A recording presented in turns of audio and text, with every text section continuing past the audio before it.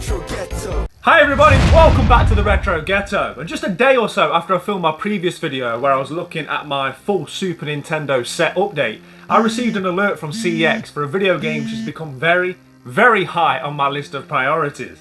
I only tend to film specific CEX Lottery videos if it's either a game I've got a lot to say about, a hidden gem, one that's rare or expensive, and I'm happy to say this game ticks all of those boxes, and hopefully this game's going to be in good enough condition that I can add it to my collection. It completes a subset, it's often regarded as one of the best games on the Super Nintendo, yet I never hear anybody speak about it. So yeah, there's a lot to say about this one. Let's dive straight into it. Okay, so before we open this, I just want to say this is the first time I've ever seen this game in stock at CEX. I've had this alert saved for quite some time. Often I say on this channel that gives me a bit of hope, because what often happens is games that are highly sought after but are in terrible condition or don't have a manual will just go round and round in circles, so you'll often see them come in and out of stock because collectors have had them, not happy with them and sent them back. So as I say, when it's one that you've never seen in stock before, it does give you the extra hope that it is going to be in good condition and that hopefully I'm the first collector to have it via CEX. This game is £90 at CEX, so it's cost me £93 posted. I've had a look at eBay sold listings and that is roughly in and around what it goes for. I've seen a few go for slightly cheaper, a few go for a bit more, but often, as you will get with Nintendo cardboard, because spoiler alert, it's a Super Nintendo game, it's all based upon condition. So if it's in good condition and complete, £90, especially when you factor in that I've utilised vouchers for this, is not a bad price at all. But right, enough talking, let's get into it, and straight away we're going to look at the box. We're going to flick to this camera. There is a little bit of damage there that's obviously happened in transit. I don't think that's going to be an issue at all. It doesn't look like it's gone through sufficiently that it's going to cause any damage to what's inside here. But yeah, let's get this pulled open. That's always a good start, right? I feel like it's a good omen when we manage to do the pull tab on this. Let's take a look at what we've got, shall we? I'm going to get a little bit closer to this camera. Right, okay, this is new. What's all this? Right, they've given me 3. Has anybody seen CEX tattoos before? Because I certainly don't recall seeing these. They've sent me 3 CEX tattoos. Maybe next time you see me I'll be sporting a CEX neck tattoo. I don't know what I'm going to do with them. I've never seen that before. That's a bit bizarre, that. Also, what looks like a huge CEX sticker. I mean, they're going all out, right? Is this normal now? Let me know in the comments, guys, if this is like a normal procedure. I've dropped the invoice. Let me pick that up, just to clarify the price. So yeah, just looking at the invoice now, it's £90 as I said. And let's get into it, shall we? So, first things first. It's all nicely packaged in Yami wrap. Let's switch back to the big camera and I can tell you guys what this is. Okay. Wow, they've done it in stages. Right, okay, so that game is... It looks good as well. Kirby's Fun Pack. This is known as Kirby Superstar in the US, and it actually had a very late release, especially in PAL territories where it came out in January 1997. This is a HAL Laboratory developed platformer and it's featured legendary producers Satoru Iwata and Shigeru Miyamoto. This was advertised as a compilation. It features 8 different games, including a couple of different mini-games, and we're going to take a look into those games now because some of them look fantastic. The first of the mini-games I want to talk about is one called Spring Breeze. This is an abridged remake of the first Kirby game, which is 1992's Kirby's Dream Land, and from what I can work out, it's basically a shortened version of that game. Then we go on to Gourmet Race, which is a racing game where you race against a boss over 3 different levels, and not only do you have to beat the boss, you also have to try and get as much food down Kirby's neck as possible as you're running through the levels. Then there's a very interesting looking game called The Great Cave Offensive. This is a Metroidvania adventure, and you guys know I love myself a Metroidvania. There's over 60 different treasure chests hidden inside a cave, and you as Kirby have to work your way through the cave in order to unlock all the different treasure chests, and yeah, just one that looks really interesting and probably one of the first games I'll be playing on this cartridge. The largest of the games is one called Milky Way Wishes. This one features scrolling shooter levels. Again, you guys know that I'm all about scrolling shooters, so that's probably going to be the second one that I play. And the last one of note is called The Arena, which is basically a boss attack mode. I think you've got 1 life and you have to take on all the other bosses that are within this game. So before we open up this game, see if it's complete, check out the condition, I just want to point out this is my Kirby subset complete. There's 3 Kirby games released on the PAL Super Nintendo set. I have the other 2 here. The first one is Ghost Trap, which plays like a puzzle game. Apparently quite a good game if you're into puzzlers. Never played it, so I can't comment too much on that one. And one that I've recently picked up and actually spoke about on last week's video, a fantastic game, Kirby's Dream Course. It plays like an adventure golf, like a mini golf style game. It's so much fun, this one. It doesn't necessarily sound fun. I'm not the biggest golf fan in the world, but this is a great game. I'd highly recommend picking this one up if you have the opportunity to do so. And yeah, hopefully, if the condition of this one is as good as it looks from here, I'm itching to get this box open, I'll have completed the trio. There was also, I think, Kirby's Dream World 3, but that wasn't released on PAL territories. It was released on the Super Nintendo elsewhere in the world. Yeah, but a very unusual route for the developers to go down, to put 8 minigames in one cartridge. It's not something that you see very often in gaming at all, especially not in this era. The game's director, Masahiro Sakurai, said, "As for why I made it an omnibus, I did it because I thought we were seeing too many games that took too long to beat." A man after my own heart, because I completely agree with those sentiments. I love a shorter game, especially as I get older and I'm struggling for time. At the time, more and more massive games kept hitting the market, and they all took a long time to finish.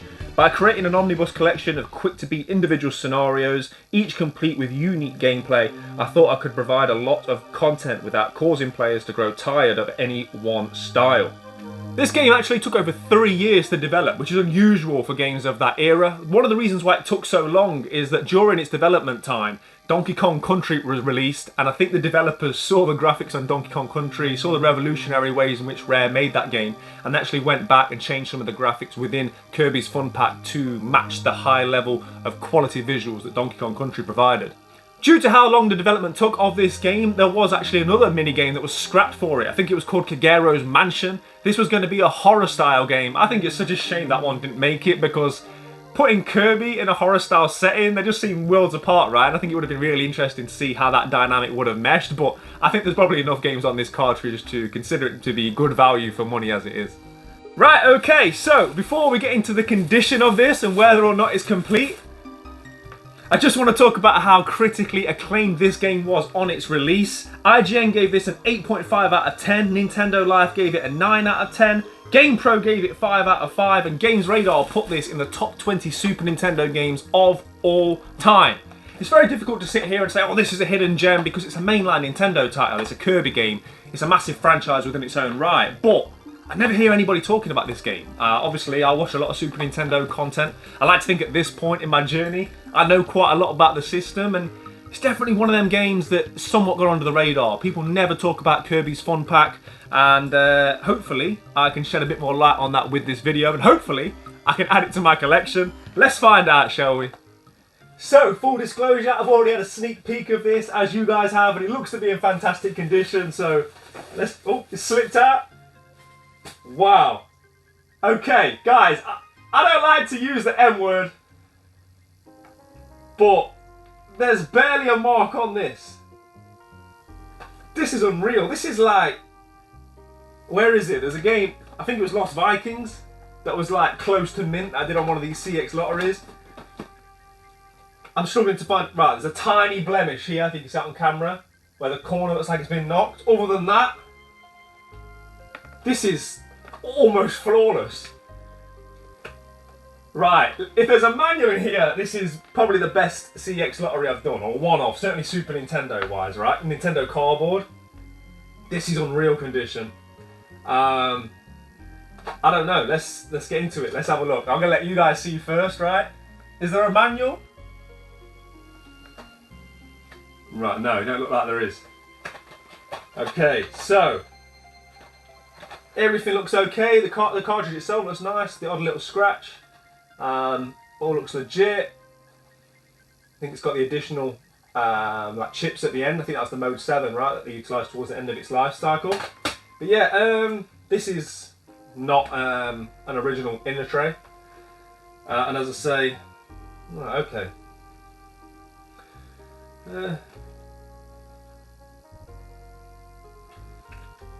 Right, is this too good to be true? Okay, so, I don't know if I'm being paranoid. Let me take a second here. Now, when you start thinking about things being fake, one of the things you think about is when there's no manual, because it's harder to reproduce a manual and it's easier to tell the manual's fake. Secondly, if it's a reproduction inner tray, which this clearly is. I've never seen an inner tray like this, look how shiny it is.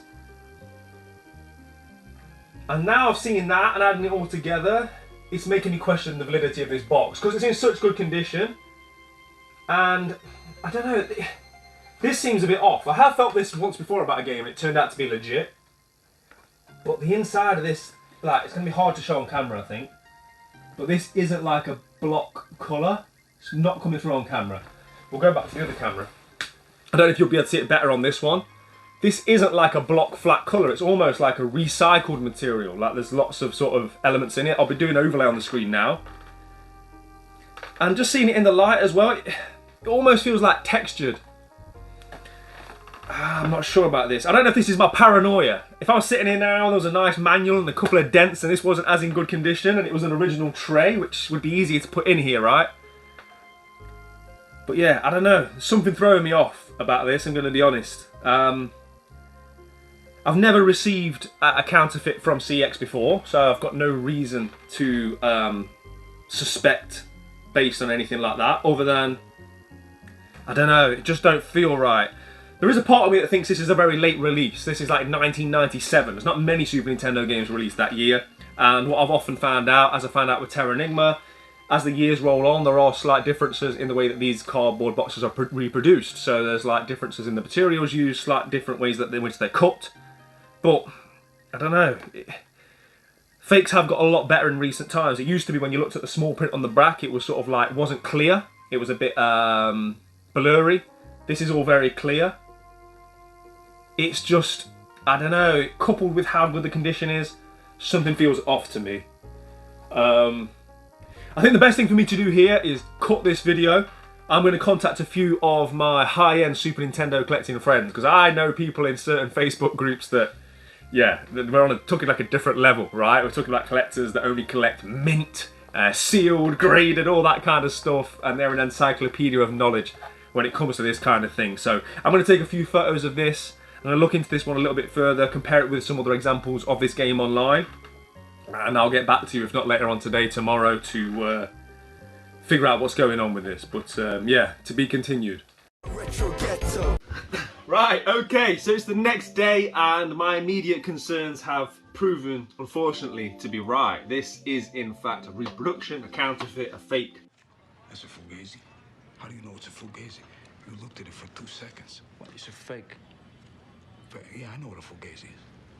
Whatever you want to call it. So I took to some high-end Super Nintendo groups, as I think I was making you guys aware that I was going to do, and it's pretty much unanimous in conclusion. As I say, I did have some initial red flags myself, more so than anything, the sort of cardboard that's been used.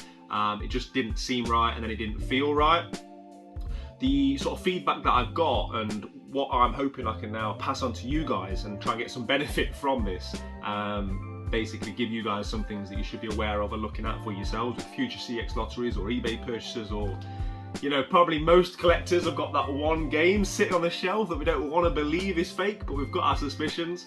Well, hopefully this can help you guys to detect what is and what isn't a fake going forwards.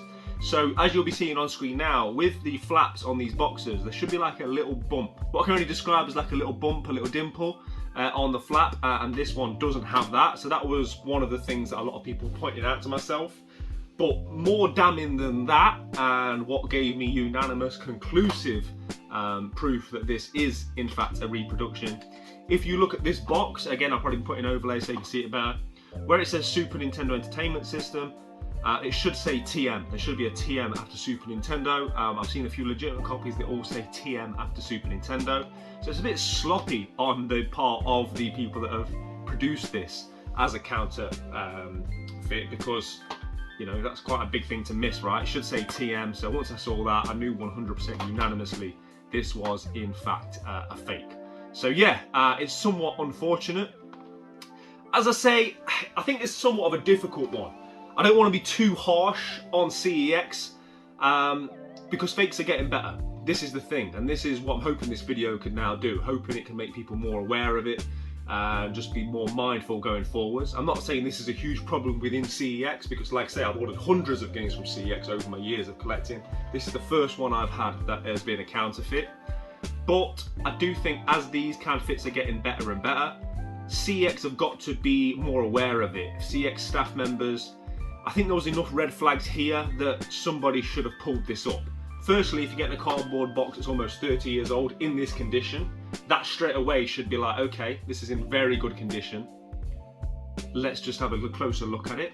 I don't expect every CEX staff member to be an expert on Nintendo cardboard. You know, I've got over 200 games and I had to go and seek conclusive proof that this was in fact a counterfeit, right? But like I said, I think there was enough red flags here that there should be somebody in store that has the knowledge, or there should be a point of contact for these staff members. It's quite a difficult job. They've got a lot to deal with, not just retro video games, but there should be maybe somewhere that they can send pictures to, and ultimately, if in doubt, don't buy it.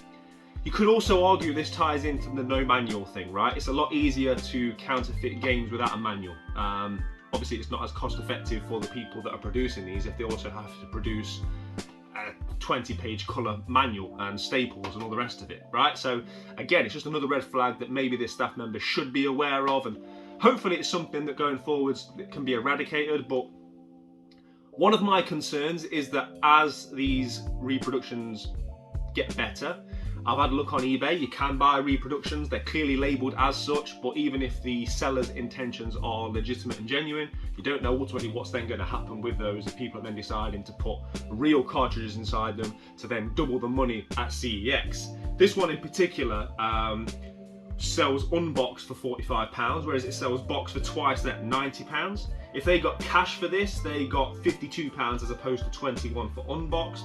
And if they're going for trade, as opposed to the 32 they would have been offered for just the cartridge, they would have got £62 trade-in for this. So you can see why people are doing it. But my concern is that as these get better, and it does potentially happen more and more at CEX, that CEX might one day just say, you know what, forget it. We don't need the hassle. We don't need the stress. We're not selling retro video games anymore, or certain strains of retro video games, whether it be Nintendo cardboard after a certain date, etc. So hopefully this isn't going to be a more prevalent problem going forward, because it could ultimately affect everybody. Also, it's illegal. It's illegal for CEX or any other shop, high street, privately owned business, whatever it may be, to sell counterfeit goods. Obviously, I'm sure they weren't aware that they were doing it on this instance, but it is actually breaking the law to do so. Now, as again, it's the first time it's ever happened to me from buying hundreds of video games with them, so I'm not going to start slamming them as a company. But I think if there's any staff members watching, if CEX are watching as a business, and ultimately collectors that are watching, I think we've all got to be a bit more mindful that, you know, fakes are getting better. So if you get something that's in very good condition, sometimes it is too good to be true. Just make sure you're casting an eye over it. Hopefully these few tips that I've showed you today in terms of looking at that little bit that's on the flaps, making sure that the cardboard matches the other cardboard from your other games that you know are genuine. And again, it's just another telltale. If there's no manual, think twice. If it's a reproduction inlay, think twice. Sometimes as well, what I've seen happen with other examples is people sell counterfeit boxes, but they'll put like a legitimate precautions booklet in. So you'll get like a precautions booklet of every Super Nintendo game, but it'll be that without a manual. Just these little things, right? If there's anything like that, just go out your way to just double check so you don't get caught out. Nobody wants to be paying £10 or £90 for a game which is ultimately counterfeit, right? And the problem is, as collectors, when we get something like this in fantastic condition, you want to believe it's real, right? You don't want to believe that it's disingenuous. You want this to be a crowning piece in your collection, and sometimes, you know, the desire to want can make you overlook logic. And yeah, just make sure you're double checking out there, guys, because, you know, this video is proof that it can happen, it does happen, and that reproduction video game boxes are getting better, which, as I say, is a bit of a concern going forwards. Hopefully it's not going to become too much of a problem that companies like CEX might ultimately change the way in which they sell products. So sadly, my trio of Kirby games has not been completed. I'm still sitting on 2. It's no real harm done for myself, right? It's easy enough for me to take this back to CEX and get a refund. Ultimately, it's CEX that this hits because they've paid out on a game which isn't real. They'll also have to refund myself and refund the postage, so they're going to lose money there. Also, the staffing time that it then takes to deal with the request of the return, etc, etc. So yeah, as a company, it's on them very much so to stop this from becoming a bigger issue than it is right now.